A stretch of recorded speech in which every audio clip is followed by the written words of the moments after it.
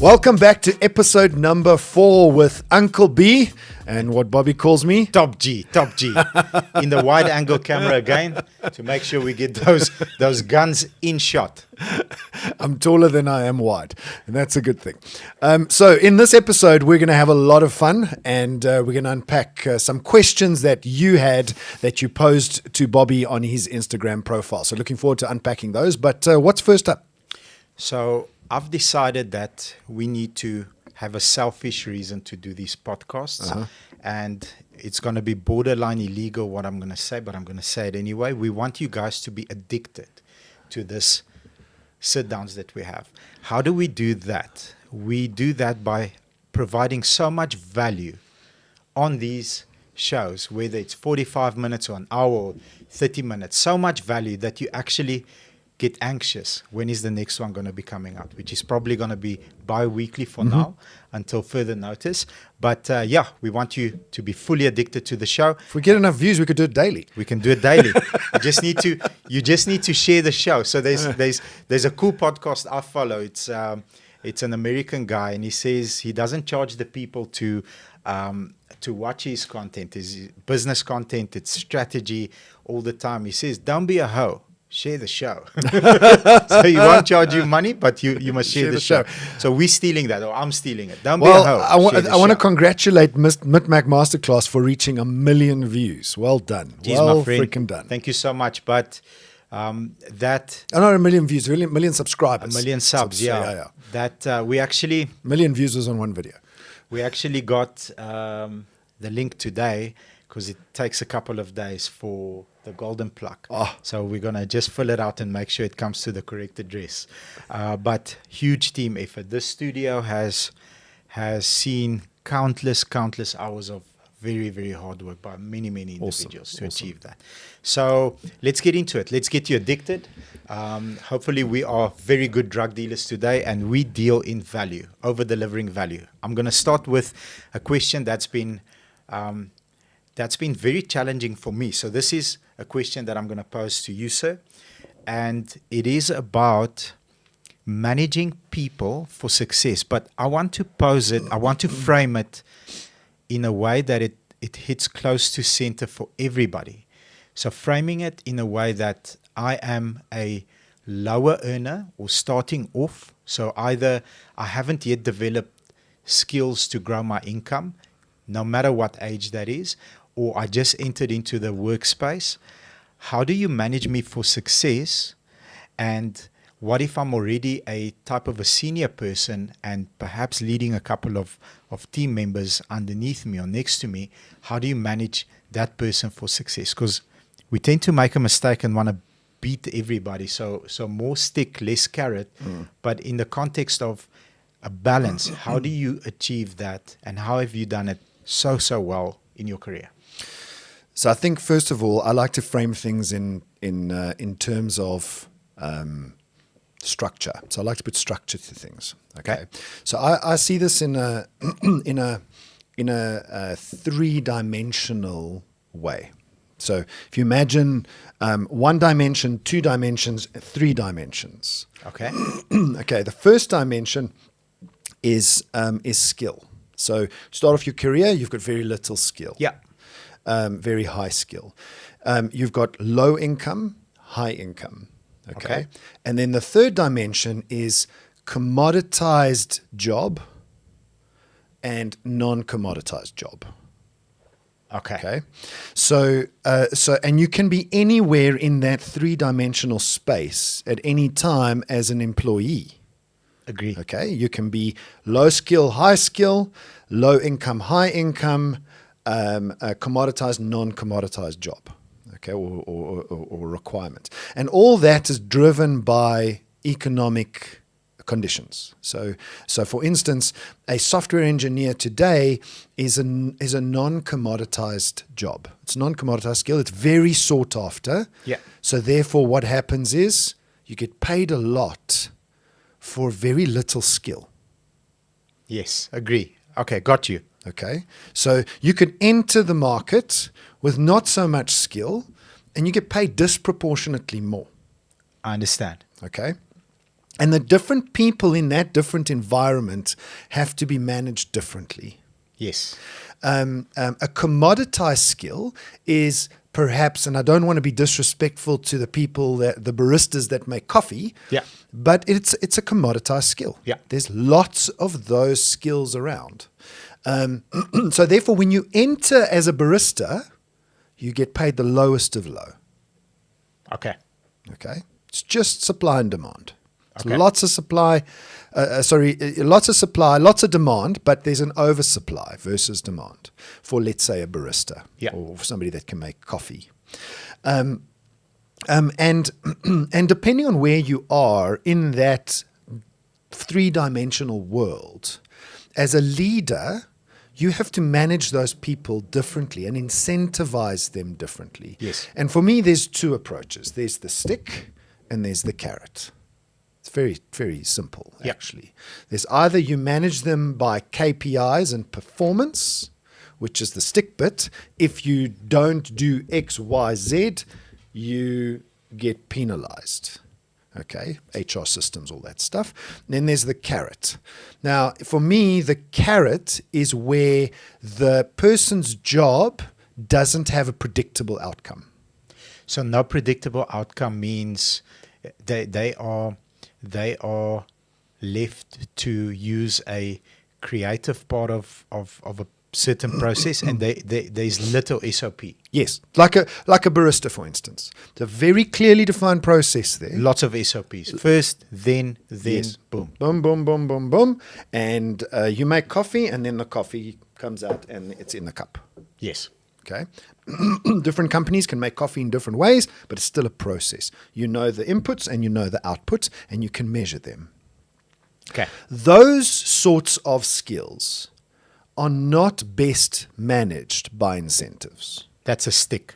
That's a stick It's management. more, if you don't achieve these things, there are penalties. Okay. Where you don't know the outcome, so you've got a set of inputs and you can't predict the outcome. Those skills or those types of humans or individuals are best managed with incentives. Got you. Because you want the best possible outcome, but you don't know what that outcome is. Got you. So almost this environment is a there is almost no SOP in terms of the creative. So the outcome will depend on the input from Elsie and the team, for example.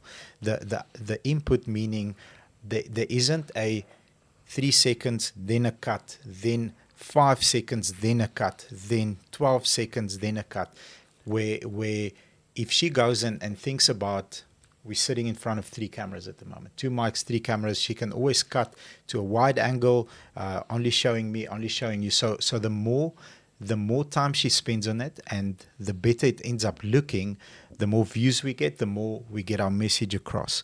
Whereas the way that the cameras are set up is SOP. It has to be focused. The mics must work. And the person that set up the studio, had it not been Elsie, then that person you drive more with a stick approach or a if this, then that. Yes. And Elsie you drive with performance-based. Yes. So the more latitude the person has in the creativity of the input, the more incentives work. Got you. Now, my question is going to be followed up. It's like a salesperson in a dealership. Yeah. There's lots of scope for different ways in order to reach the sale. Yeah. That person is best managed through commission. Yeah. Most of their salary is likely commission. Yeah. And on that, because I can give input there, we manage with a stick as well. Most salespeople earn a basic salary. The basic salary is the requirement for you to show up and do a certain amount of SOP. But everybody's got a stick, right? Yeah. Pitch up for work and do your job. Yeah, but where the magic happens is once you get a lead. So the SOP part is you have to answer the lead within a certain time, and then there has to be an action and an That's action measurable. measurable. Yes. But where the magic happens is what sort of communication, what tonality, what scripting are you using on that customer once you found that customer, and that we incentivize by commission, the more you can get that closer to perfect each and every time. The more you smile on the phone, the more you lead the customer into questioning to find out what the actual need is so that you can serve that purpose. That's incentivized by commission. So I must take my hat off to you, because what you've done is very, very difficult. All right. You've created an SOP that you know works, right? And strictly speaking, that shouldn't be incentivized. It'd be like, you hit this or you don't. Okay. You've incentivized your own SOP, which is very creative. Yeah. And I think incentivizing your own SOP will get you the best of the best. Yeah. So because the person knows what the procedure is. Yeah. All they need to do is perfect it. Yeah. And they earn a commission on top of that. Yeah. That's the best environment to be in. Yeah. Because I can pitch up at my job. I have to input very little of my own creativity. All I need to use is Bobby's system. Yeah. And I can achieve success. As opposed to perhaps in another dealership, is like, pitch up, make sure that you have sales skills and sell bloody cars. Yeah. Yeah. And then to lay another very important layer on top of that is, I came up with it yesterday.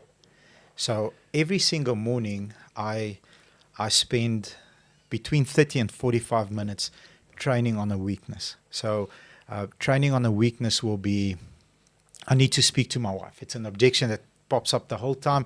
I want my sales force, when you wake them up 2 o'clock in the morning, you shake him in his bed and you say, hey, I need to speak to my wife. They need to automatically have the psychology down to the T, so that they actually understand what that objection is about and find out, is it a price, is it a product, or is it actually someone that needs to speak to that wife? Now, how do I incentivize them growing that twice? And I'm gonna share it because I know it will work for us, so hopefully it works for someone else. So before you enter the training room in the morning, I'm going to require you to have a ticket. So you need a ticket to enter the training room. Otherwise, you're not allowed in. So what is the ticket? Where do I buy one? Well, you simply have a customer review screenshot on your phone, even if you didn't deliver a car. Even if you helped the customer and that customer said, you know what, I changed my mind. My ancestors called me last night and I don't want to buy a car anymore. But your service was great. That's your ticket to enter, because we also invest hundreds of thousands of rands on online courses, overseas courses. Yeah. And how do I get positive ROI twice? So first time, it's selfish, because the more I upskill a salesperson, the more money I make. That's just a selfish, and I mean, I don't think there's anything wrong with that, because the more capitalism. the more money that I make, the more money the salespeople make. We're taking care of their family, extended family, community, etc. So I'm upskilling him, and I'm demanding him to upskill himself on his own through feedback. And that's how you enter the training room in the morning. Give me a review. If you had a 1-star review, amazing. So it's not you have to have a 5-star review to enter. You have to have a review. Yeah. So 1-star review will say, you sold me the car. So typical. You sold me the car. You promised me a spare key, and now there's no spare key. Bad service. So now let's go back and learn. Did we promise a spare key? Salespeople out there, you know who you are. You will say and do anything for a sale and commit to it. Spare key, we've got. Did you check on the system, brother? Yeah, I'm sure we had a spare key. So now, Because it's in the moment. Yes, I'll get you a spare key. I'll get you a spare key because I can do the deal and earn the commission. And some spare keys today cost in excess of 8,000 Rand for a key. Yesterday, we sold a 7 Series BMW with one of these fancy remotes. You can switch on the aircon and stuff. It's 25,000 Rand. The guy drove 4 hours to the dealership. He knows what the key costs. He asked if we have the key. Yes. Can you send me a photo? Because if the screen is cracked, it's money. So spare key, for example, if you got a 1-star review, no problem. Where did we fail? Well, if we failed as a company and noted that there's a spare key, but now we can't find it because someone shoved it somewhere, then the company needs to take the stick. I apologize to the consumer, ask him to re-rate us after the spare key situation has been resolved, send him screenshots and proof why we said that. But if you lied to get a commission, well, then we're going to visit HR, and that's part of your SOP. That's why you get a basic salary, Yes. because you have to check certain things before you say yes, no, maybe. There are minimum requirements. And then we're going to have an IOU on your name, is what it is. Yeah. Okay. Exactly. Awesome.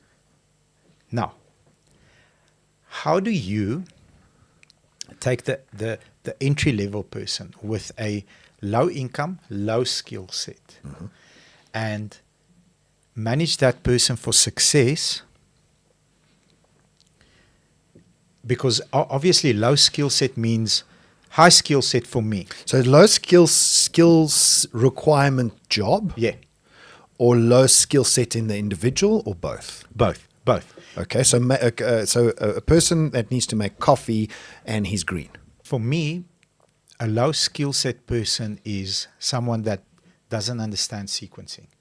Well, they're green to the world, right? Yeah. They haven't learnt enough, or they've been in the wrong environments. And hopefully they end up in a situation where the leader actually wants to upskill them and wants to pour into them. But how do you do that? How do you take the person that comes in as a barista and identify him first of all? Because not everybody can be Store manager. Yeah, store manager, but some can. Yeah. Some can.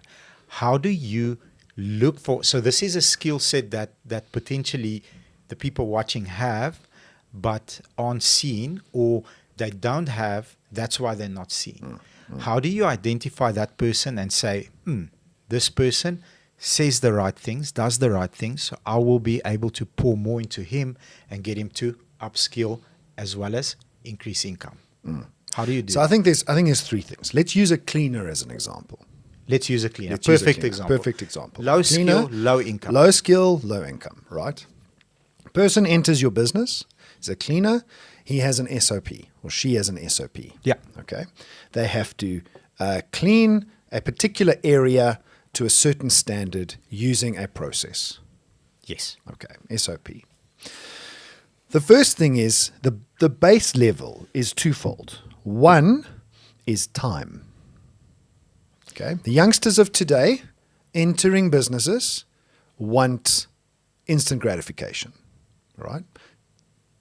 Doesn't happen. Want a Lambo. Yes. Yesterday. I want to work for 6 months and I want all these things. It's not going to happen. Yeah. It's not going to happen. Yeah. Okay, it's time. And it's a long time. Yeah. And it's a hard time. Difficult time. It's difficult. All right? Unless you were born with a silver spoon in your mouth, which I wasn't. Neither were you. No. The second is the person needs to operate above that SOP for that extended period of time. For an extended period. That's very important. Yes. Not for a moment, because Yeah. everybody can operate above their pay grade for 2 weeks. Yes. But not for 20 years. An extended period of time. That could be a year, it could be 2 years, it could be always, and you never get noticed. Yes. Okay, it could be always. It just depends on your environment, right? Then the third thing is every business, unless you work for a non-profit organization, even a non-profit organization will think like this, to be honest. But unless you work for someone or an organization that doesn't care about how much money they spend, is how do you add more value to the bottom line of that business? Okay. So in a cleaner example is you've now done your SOP, you've outperformed your SOP for an extended period of time, right? And you start to identify flaws in the SOP and the system that you're working within. For instance, you know what? These chemicals we're buying, everybody's got access to Google. Yeah, everyone does. Yeah. I wonder what this costs. Go to the purchasing manager. What are we paying for this 5-liter ammonia? Yeah. 36 Rand. do some calculations, be able to do maths. You know what? I think we don't need to use this product. There's a cheaper version. Does the same thing. Can we please test? Can we test it? Jeez. Can save you some money. Might be $50, but it shows the mindset, and then that can extend to other things.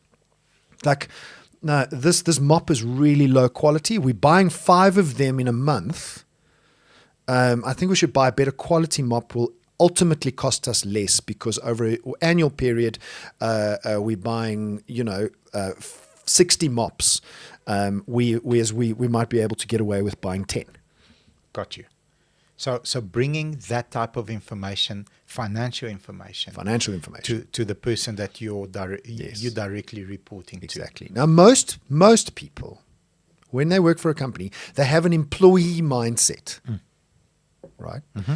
And an employee mindset is, I don't spend this money as if it's mine. Big problem. Big problem. If you really want to grow in a business, you spend the company's money as if it's your own. Yeah. Would you spend that over here? Yeah. Or would you look for a different way? Beautiful. That's amazing.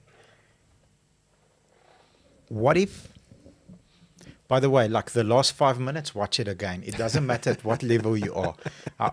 I'm really thrown off, but I am at the moment. But let me reset. How do you take a manager? So for me, a manager does this.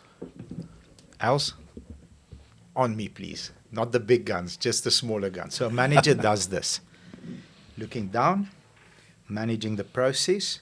So if I'm managing the cleaner or a team of cleaners, I'm looking at perhaps a roster. I'm looking at chemical depletion, and I'm making sure that whoever needs to work in this area gets there by 10:15 and is done by 10:45, whatever the time frame is. How do you go to that manager and help him become a leader? So how do you get him to look up a little bit and see around the corner almost, or sequence a little bit better? It could be in that environment or in any environment in a business. How do you get that person identified? What are you looking for there? And how do you motivate them to grow in skill set? Because management is a skill set, leadership is also a skill set. But the two different incomes are incomparable. If you lead, you can earn a lot more money than if you manage. But sometimes you can't do both. I guess my question is, with a higher income, higher skill set person, how do you identify him and take him even higher up? So the difference between a leader and a manager is systems and process. Okay. That's the fundamental difference, besides the way you treat people, because that's the other dimension, right? But initially, if a manager's sitting managing things and not systems, okay? If you're managing things and not systems, you're not a leader. Okay. You're a manager. You're a manager. You're not a managing leader. Stuff. A leader manages a system that takes care of itself. So, for instance, in the cleaning example, right, a manager would be, come, let's take the stock sheet. Let's go count the amount of chemicals we have, right? That's managing stuff. Yeah. Right. A leader will have an automated system that will manage it on its own. And give him a report or her a report. And you'll be able to see through that system the flaws and where the challenges are. Gives you the latitude to walk around and lead people as opposed to managing stuff. And for me, that's the difference. If a manager doesn't make that leap to becoming a leader by setting up systems and perhaps empowering other people to manage the stuff that they were managing, because then that elevates their people as well, they will never become a leader. I just got addicted to the show. by the way. So if you guys didn't, I don't know what's wrong with you guys. I really value that.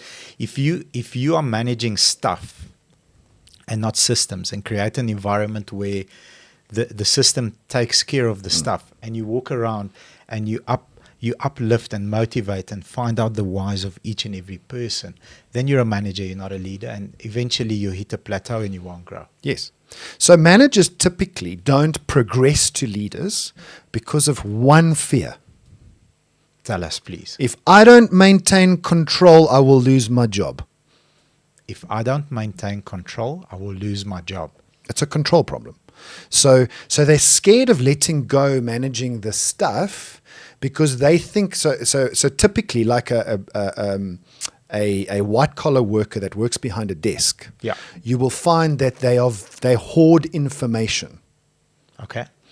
And their hoarding of information is a fear. It's all fear-based. Is they don't want to create systems that manage the information and distribute it around the company, because they're scared that if they let go of the control of that information, they'll become irrelevant. So, Anna-Marie, who you know very, very well, when we started working together, it's almost 9 years ago. It's 8 years ago. The first thing that she did, because I qualified as a finance and insurance. You did? Yes. Whoa. Yeah. 90. My test I wrote, I got 98%. Wow. Yeah. Well done. Yeah. Thank you. I had no choice because we didn't have an F&I. So all these regulations came in and I couldn't be a cowboy anymore. And I said, shit, I have to now take this cowboy and go and try and domesticate him a little bit and let him understand how To play by the rules. How to play by the rules. I couldn't almost talk my way out of regulation anymore because they come and they said, Bobs, this is coming. You've got 6 months. I'm like, 6 months is a lifetime, bro. 6 months, I'll be old by then. And then 2-3 months before the cutoff, I'm like, shit, I need to get my ass in gear. But anyway, when we started having conversations, I said to her, what do you do different? Well, I have a couple of F&Is that run this type of service for other dealerships. And all I do is I just check the DOC. I said, DOC? She says, yeah, that's all I do. So you don't sign customers. That's a leader. No. I said, okay.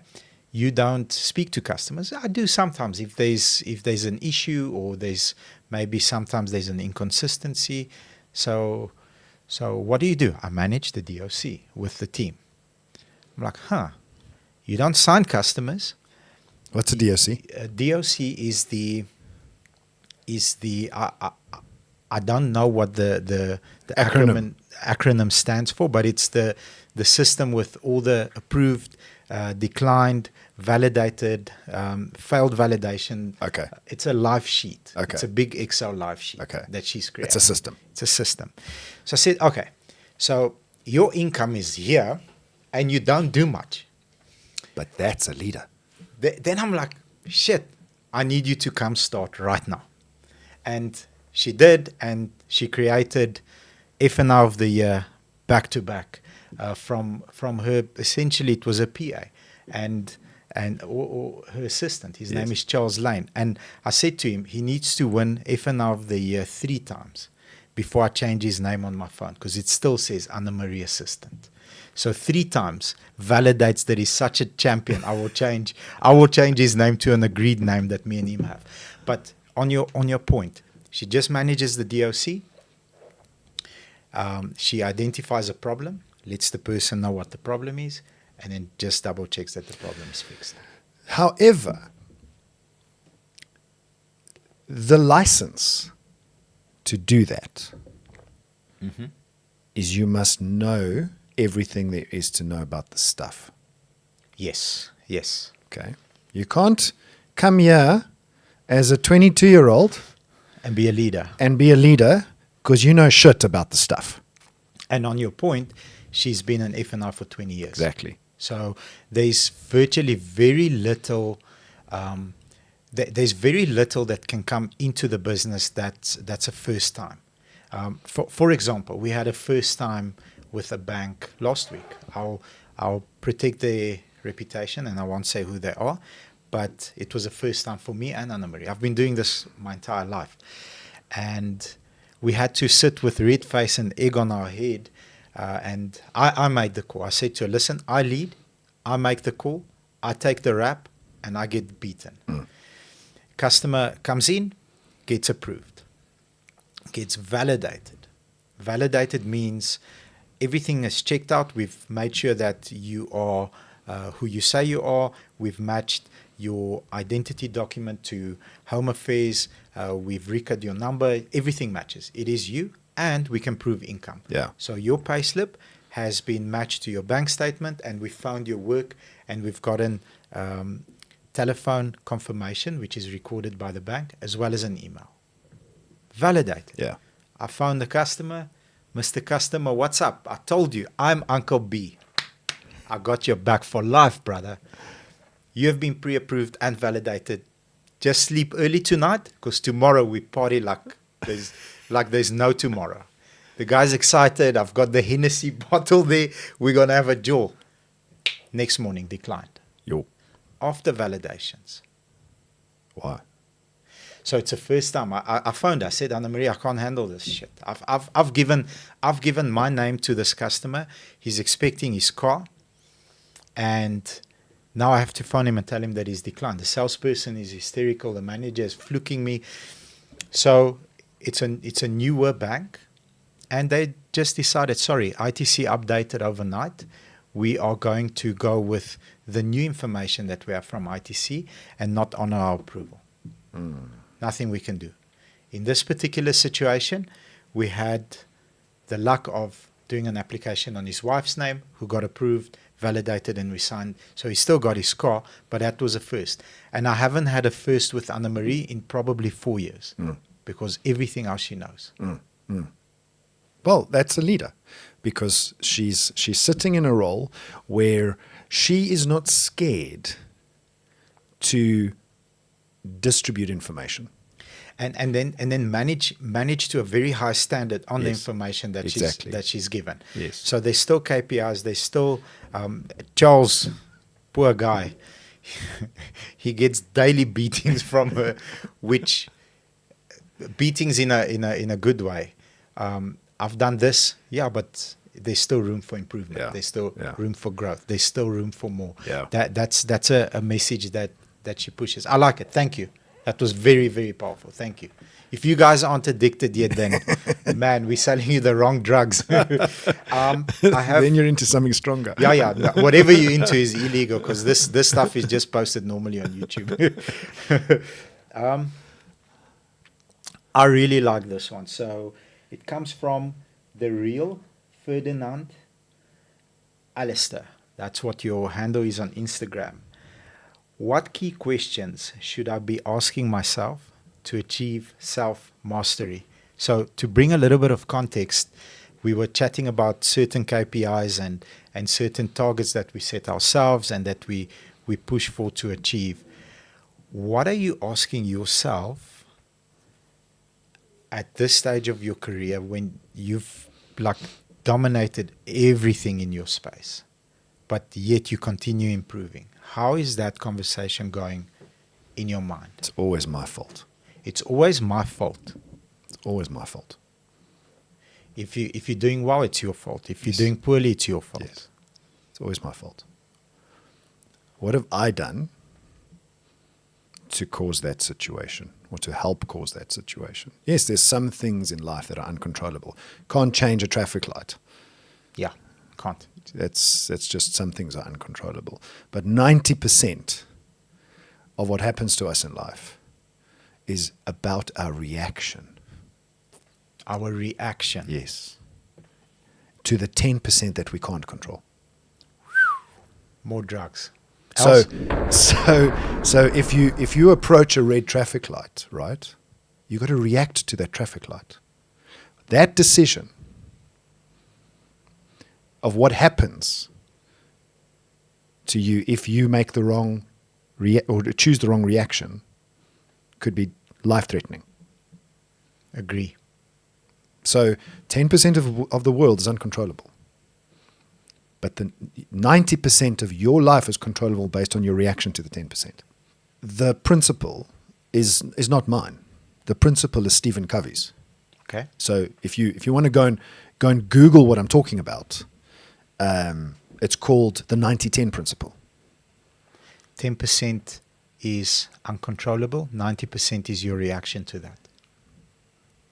And based off of your reaction, there's different outcomes. There's infinite outcomes. So everything in your life is based on your reaction to whatever you're facing. And you've got to ask yourself, what did I do? How did I react? What decisions did I take that led me down this path to get to this point now? Okay, so how do I begin to react differently to get a different outcome? Because if you're going to continue to react to the 10% in the same way, guess what? You're going to have the same outcome all the time. The rest of your life is going to be going down. And if it's good, if it's a good path, carry on. But your life's going to continue to go down that path. Sure. I want to add something to that. So I'm looking at the question and something comes to me. Yesterday's success is not today's success. Explain. So in sales, for example, I was on such a high yesterday. We committed to 15 deals. We executed on 12. But it was 12 of the coolest deals I've ever done. Ever, back to back to back to back to back. We were so blessed on the first of the month.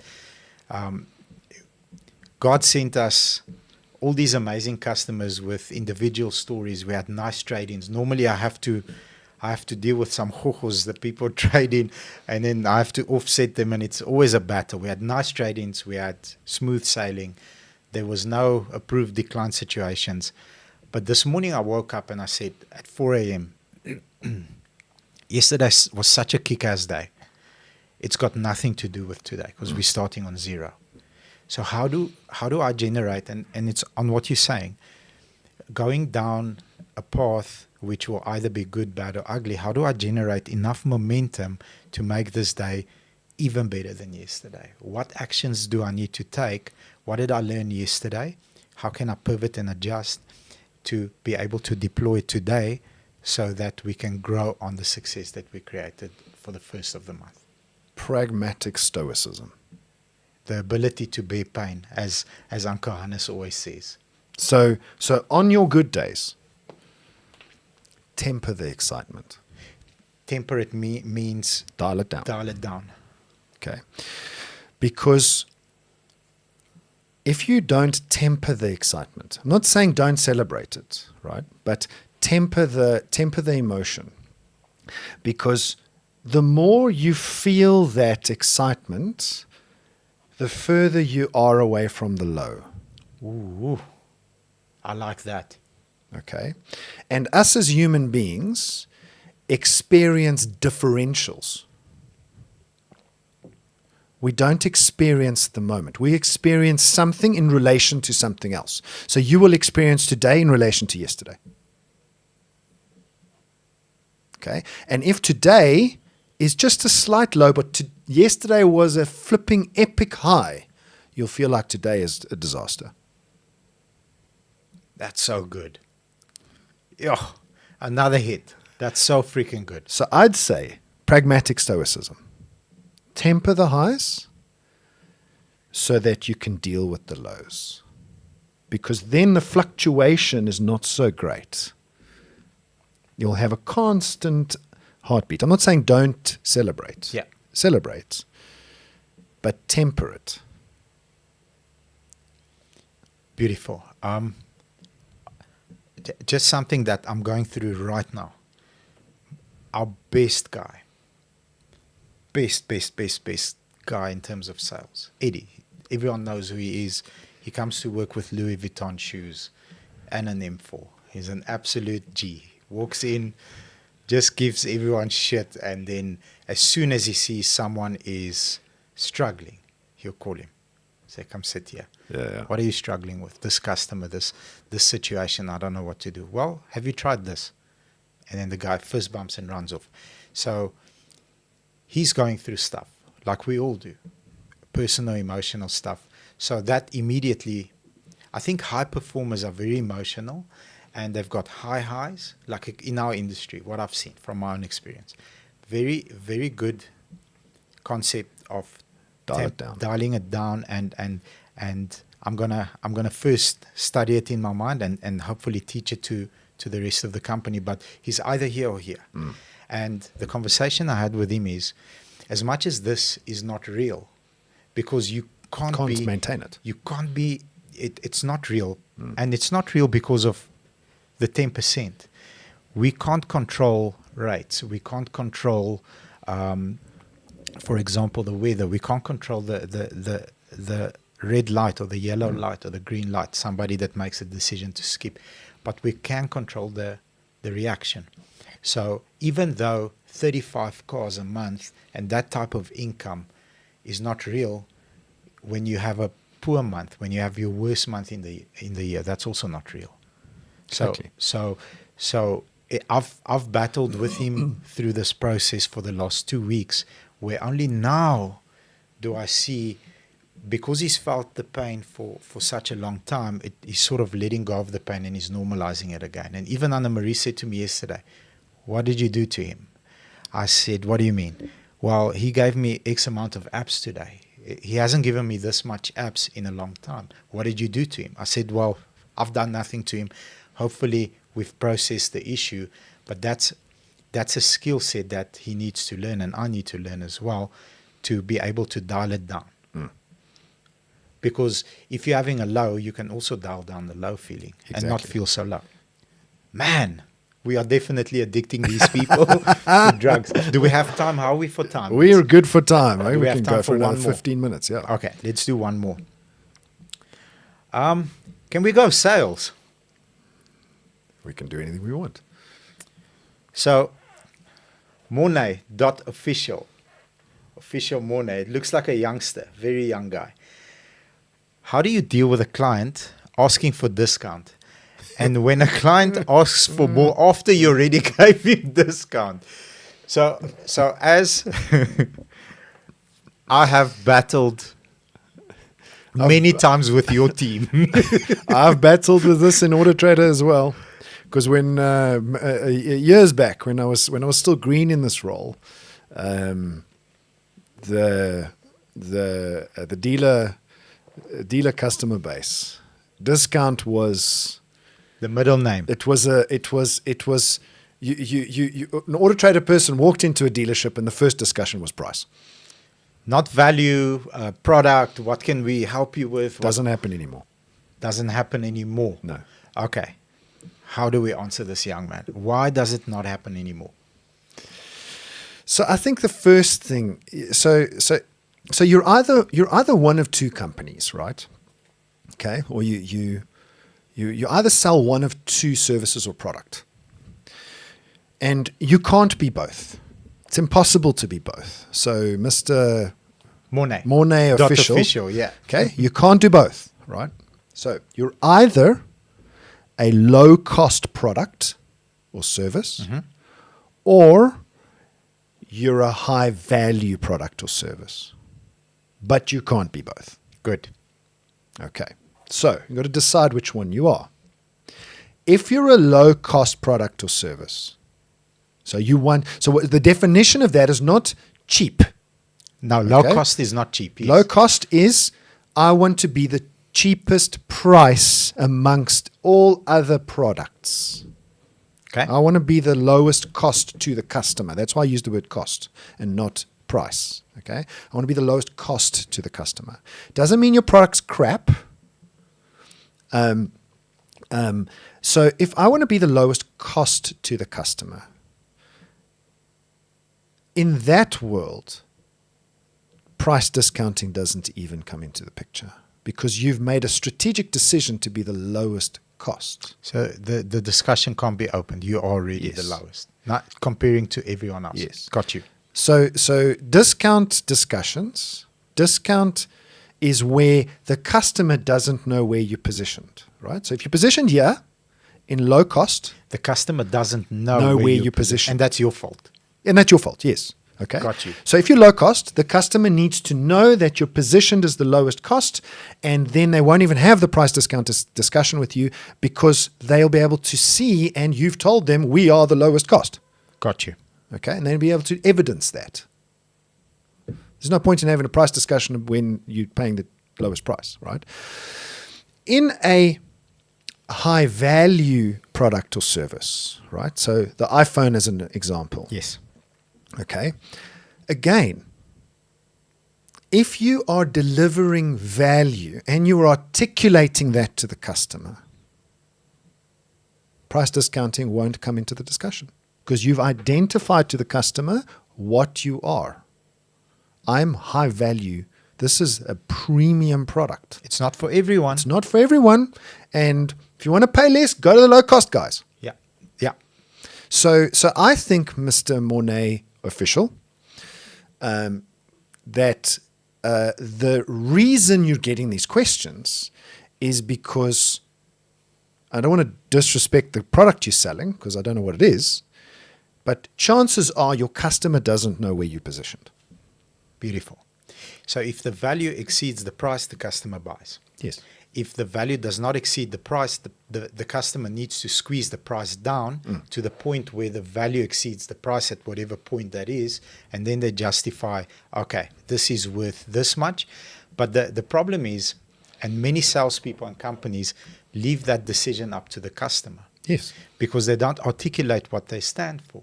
So when I'm selling a customer, the first thing that I need to establish is what's important to them. So one objection that we get daily is I want discount. I'm like, great. Everyone does. Is quality, reliability, and peace of mind important to you? And your So family? where are you starting to position your business? On the value side. At the value side, yeah. Yes. Yeah.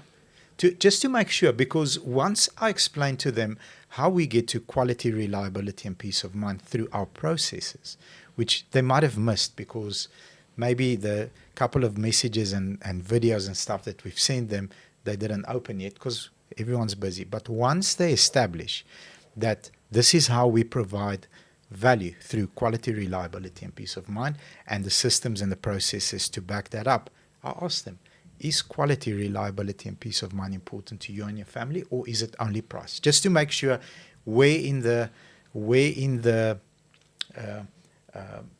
two sides the customer falls. Now, they always fall on this side. And with used cars, with a used product like our industry, it's very easy to do that if you can back it up. But you need to back it up. And the backing it up is the hard part. But once we know that this is where you are, the conversation is shut down. But if I or a company fails to explain this, or it's not there, then you have to give discount. You don't have a choice because you have failed to be the cheapest if the consumer still asks for discount, and you haven't justified what value proposition you have so they can, in their mind, see, okay, now it's enough. I can pay this because this is what I'm getting. So you've effectively positioned the company in the high value product Correct. or service, whether it's a used car or not. Correct. Your business gives disproportionate value to the price. 100%. Whereas the low cost company charges a low price, still delivers value, but at that price point. And this is on our opening topic, skill set versus income. The higher your skill set becomes and our industry is very loose in that sense. It's not a black and white industry. Loose in the sense of it's not a SaaS product. It's not a digital solution that you can click deploy in your business. Yeah. We still have to use our skill set to develop that rapport and build the value. The higher the skill set there, it just your skill set just pulls your income up. Because you are able to better articulate where you are in the spectrum. In the spectrum, yeah. Exactly. So how do you How do you convince an employee or a customer, for that matter, to change? I think an employee is slightly different to a customer. I'll maybe handle the employee first. A newbie coming in. Because so let me qualify my question. So in an employee, you want them to change to help them to grow. Yes. Right? In a customer, you want them to change from someone else's product or service to yours. Yeah. So with an employee, it's actually easy with both. It's very easy. With an employee, you have to show that employee, because you can't tell him, you have to show him that this person, Eddie, that comes to work with LV shoes and an M4 and is young, does these things in sequence, repetitively, almost religiously, to get this outcome. Uh-huh. Now, as much as step 1 is very similar to step 2, is also similar to step 3. If you skip step 2, you're at a disadvantage at the end on the closing call. So if you watch him, don't listen to him, just watch what he does and follow his steps that he takes when he's communicating with the customer. Doing step 1 when you should, 2, 3, 4, 5, 6, and then close equals this outcome. Okay. Then I'm not telling them, if you follow my recipe, you will become wealthy or financially independent or in a much better position than you currently are. I'm saying this person, the top person, uses this recipe the most effective way that I've ever seen someone use it. So he doesn't skip steps. He follows through. He takes his time. Number 2 also uses the recipe, but it's not as effective as number 1. So if you watch him bake this cake, he makes a beautiful cake at predictable speeds all the time. Then you get to decide, do I want to be there? Because that takes a lot of effort. Or am I comfortable being number 2 or 3? And then the softer skill comes in, which I think I've got quite a bit of, is to pin people up against each other. Man, I love doing that. So the guy that did 3 cars in one day yesterday, I made a little skit with Conor McGregor walking into a ring with his shades and take money of 50 Cent song. So I'll do that, and I'll bring him into the training center in the morning. Said, you stand outside, boy. You did 3 cars. You special. Yeah. Everybody's in. Song on the TV. He comes in. Then this is what I do. He's about number 5 in the company, but he did 3 cars in one day. Gets a big bonus when you do that. I'm watching 2 people, 3 people. I'm watching Eddie. I'm not even looking at him. I know he's enjoying the moment, and I'm giving him that to build up his confidence. But my job as a leader, those 15 seconds, is to watch Eddie's body language. Does it piss him off to see him do that and not him? Which this morning, it literally infuriated him. He was angry. I'm like, that's a fucking lion. That's a competitor. The number 2 guy is number 2. I'm not going to mention his name, because he was clapping and he was cheering and he was genuinely happy for that person. There can only be a number 1. It's 1% of the people are wired in a way where he fucking hates the fact that it's not him. No 7th place trophy. Yeah, number 2 and 3 are happy for the guy because he's experiencing a fun moment. Then I know how to drive him today. Eddie, listen, should we maybe ask Clayton to phone your customers because he's done 3 in 1 yesterday and he's on a roll? Or are you able to handle this? Man, the guy doesn't even sit at his desk. He's on the floor phoning. He's got 2 phones on him. It just fires him up. So that's how I do it with salespeople. And I think no matter where you are in the income and skill set, if you're in an environment, when it comes to sales, this only works for sales. And it's that competitive and there's so much pushback. If you are wired for sales, you'll enjoy it. If you're not, you'll be miserable. Yeah. And you'll run the hell away from it. You might be on the right bus, but in the wrong seat. Yes. When it comes to a customer, I use a lot more finesse. So I need to find out if quality, reliability, and peace of mind is important to them. Sell them on each part. What that means in practical terms. So quality is we see 220 cars a day Yeah. nationally. We only realistically buy between 8 and 12. So that's 5% of the cars that we see we only buy. Yeah. And the reason for that is because we have standards. We buy the cream of the crop, You're a high value. only the best. And the language is very soft. It's very soft. And I'm almost telling a story and leading the customer as a lawyer to get to the final question. The reliability, we've got processes. Our depot is 19,000 square meters. 3 individual managers check the car. 2 are internal, 1 is external. The internal, first person that checks the car, condition report, number plate to number plate. We go fine-tooth comb. The second person is independent. It's a full DECRA report that goes to the third person who does the PDI before we release the car to you. Each one has to find mistakes from the other one. So it means if DECRA fails our car, condition report has not done their job. They need to fail the car. Then there's a retest fee, which is smaller than the original roadworthy fee. But now we need to have a conversation. Why did we send the car to DECRA with brake pads that are 25%? Yeah. Because SOP says it needs to be above 60%. Okay. So we need to have that conversation. Do you understand, Mr. Customer? They're like, okay, so winning dealer of the year was very intentional. It wasn't by mistake. It was, we intended to do everything to the best of our abilities, and then goes to PDI, who now can also say, but DECRA put this car through, but this car's wipers, when I pick it up, the little black thing hangs out there. Like about 72 years old. Yeah, like the sun murdered this freaking window wiper. Then you'll send a photo on the group. It's like, guys, come on, just note it. And then that elevates him. Like, thank you, Carl, for really taking the time to make sure that this is to that standard. And then peace of mind is just 8,000 customers on Hello Peter have rated us, and we've started accumulating ratings on Auto Trader's You've got a website. 4 out of 5 star rating on 4.1, 4.1. 4.1. Okay, it's gone up since I checked. Sorry. I need to go check. 4.1 out of 5. Well done. Well done. And climbing. So we're going to be the first dealer that gets 10 out of 5. I don't know how we're going to do it, but we're still working. Well, they are half stars. Okay.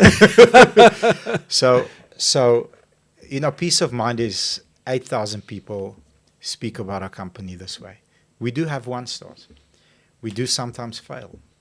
We are honorable. We try our level best to correct the mistakes that we have, but most importantly, to make sure that we don't make the same mistake twice. And sometimes we do, but that's very limited. So that's how we eliminate these things. So does it make sense to you what I'm saying? Is it processing? Do you have any questions on our process? No, I don't. Are you sure? No, I understand. It's a good way of looking at your business. So tell me, Mr. Customer, is quality, reliability, and peace of mind important to you and your family? Yes, it is. Or is it just price? No, it's important. Great. That's why we charge this for our car. And another dealership has it for 10,000 Rand cheaper. That's how I do it. So everything you've said, I have a mental model for, right? You know me and my structure, right? And I've seen you do this in selling cars, and I've seen you do this in managing people or leading people, right? So if we want a human being to change, whether that be a customer or an employee, they're currently in a particular place, and you've described this that I'm about to kind of put in a model, and I've seen you do it. So if they're presently in a particular place, what most leaders do, or even salespeople do, is they try to take the customer or try to take the employee to what I call the positive future.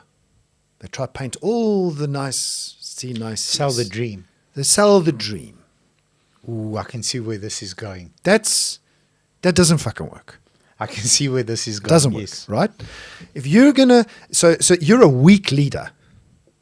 If all you do all day is sell the dream, is tell nice things to people, you're a weak leader. Okay, you've got to first, because people run towards pleasure and run. run from pain. But you've said to me before, Hard from people run faster from pain Fast. Close the eyes fast. than they do towards pleasure, right? 100%. So in your analogy of pain and pleasure, you've got to first show the customer or the person that the pain of staying the same is greater than the pain of change. Okay. On that, I forgot one step. I'm gonna not defend myself, but No, because I've seen you do it, so I know. So let's say the consumer says, I've seen another VW Polo at XYZ dealership, and they are selling it for 10,000 Rand cheaper. Polo Vivo. Said, okay, great. What was the dealer's name? Okay, cool. While we're chatting on the phone, that's why I will literally drive back home to get these things. AirPods. I will never, ever leave my house without them. Those things are magic. The team actually made a little bob head figure of me that I've got at my house, and it's got an AirPod. Yes. Only one though. I like the left one. You know, they've turned the new AirPods into hearing aids. Really? Yeah. If you put them in, you can hear better than your own ears. No way. Yeah. The new version. Jeez, It's got medical grade hearing aid stuff in it. Can they just implant one so I don't need to charge it? Anyway, sorry. So okay, you've seen it at XYZ customer. So are you currently driving now? Can you please put your phone on speaker? I would just like to send you some information. Screenshot of our reviews, screenshot of the other person's reviews. There's your pain. You fucking decide. Yeah. Because sometimes you have to show that person You've got to. You are literally buying from a dealership that people say, don't buy from this freaking dealership because they scam. Here. But finesse it. Pain of staying the same needs to be greater than the pain of change. Got you. And the moment you take the customer or the employee there, then you start painting them into what I call the negative future.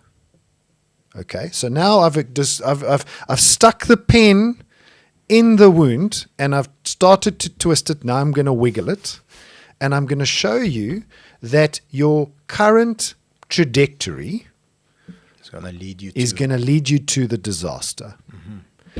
Once you get that, now I'll paint the rosy picture for you. This is my solution to your problem. Yes. So Mornay.official, when you start killing it in the industry that you're in, don't forget about us. Comment. So comment, and then maybe the new hearing aid AirPods, don't forget about us. That's We'd been really epic. appreciate it. So thank you. Thank you. I hope you guys are addicted.